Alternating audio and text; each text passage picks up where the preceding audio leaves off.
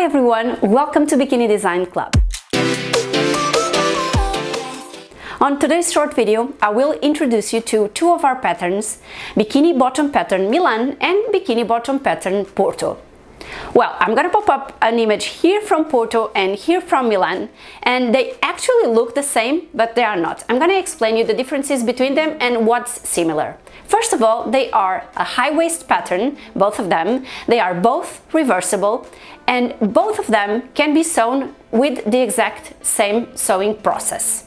The only difference between Porto and Milan is that Porto covers your belly button and Milan it's just below your belly button. So both of them are a high waist bikini bottom, but one covers the belly button and the other doesn't. Then both of them can be sewn with the tie, the bow tie on the front. It will be up to you.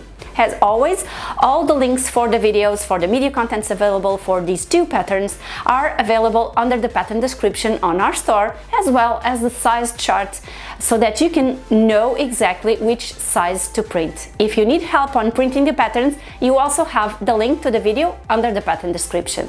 That's it for today, girls. See you soon!